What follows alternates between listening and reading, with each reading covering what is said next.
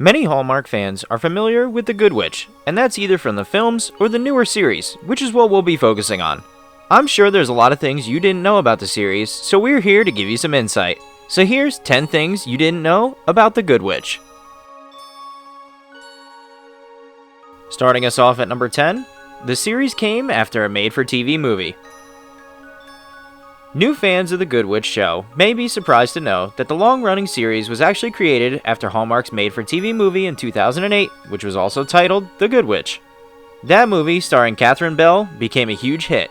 After the success of the first movie, Hallmark went on to create a sequel called The Good Witch's Garden a year later. And once again, the response from fans was so positive that Hallmark decided to take it and run with it.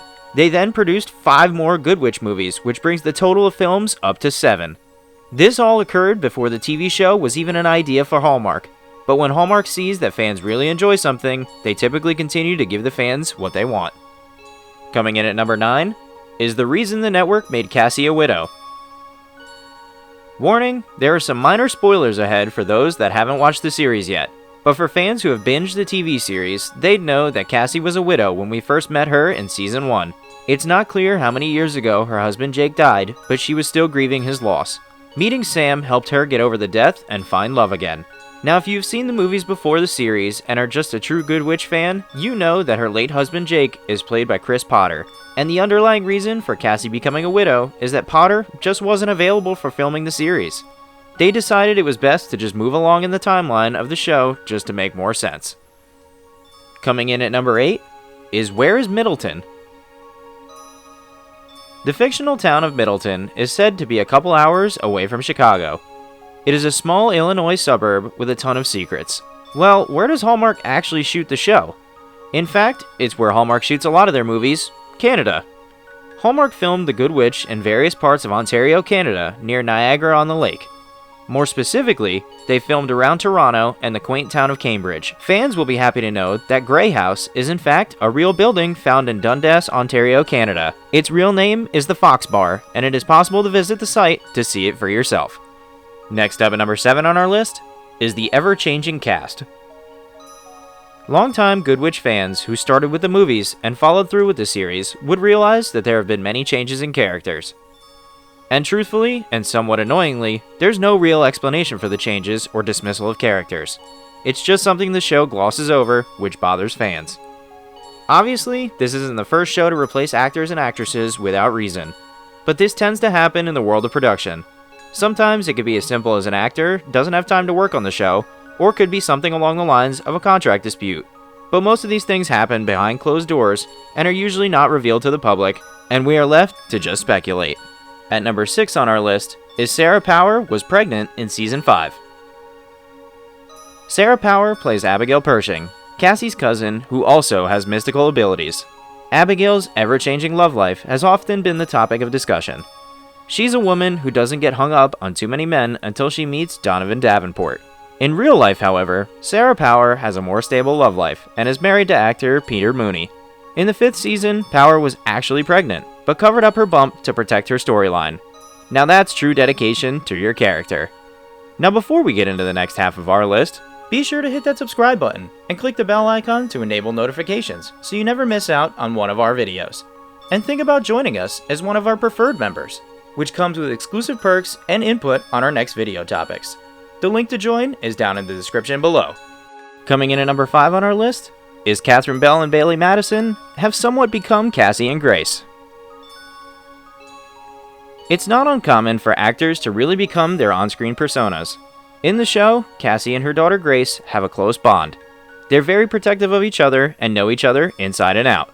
And it appears that actresses Katherine and Bailey Madison also have a close relationship due to their relationship on screen. Katherine was even quoted saying, "We got so close, and before she turned 18, there were times her real mom couldn't be with her on certain days, so I was her fill-in mom." It seems like Katherine has taken on another role as second mom to Bailey Madison. Coming in at number 4 on our list is the cast is just as close off-screen as they are on-screen. As before mentioned about Katherine and Bailey Madison becoming super close, seems as though the rest of the cast is like one big family. And to be honest, after filming together for 7 movies and 6 seasons, who wouldn't be? After COVID-19 halted production, the cast missed each other so much, and they stayed in contact during quarantine by doing a Zoom call together, just like many of us regular people. How could you not have great on-screen chemistry with people who you can truly call your friends? At number 3 on our list is James Denton knows the secret to the show's success. James Denton joined the TV series as Sam after hearing how much fans loved the movies. He wanted to be part of a successful show that had such a dedicated fan base. He was quoted saying, "People want positive things to watch these days. I think they're tired of watching people being awful to each other, and they can turn on Hallmark Channel and see people treating each other well and have a happy ending." I really believe that has a lot to do with it, and many other Hallmark stars would agree with him. Sometimes people just want the happily ever after story and just a feel-good, lighthearted show to remind them of the good in the world. And The Good Witch has all of that. At number 2 on our list is Rhys Matthew Bond is British. Rhys Matthew Bond plays Sam's troubled son Nick.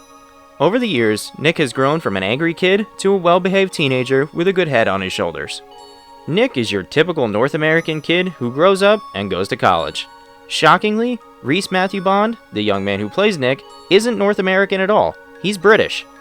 He does the perfect North American accent, which throws fans off when they hear his natural British accent in interviews. Many actors hide their accents to fill roles of different backgrounds, or the opposite, which would be adopting an accent to fill a role.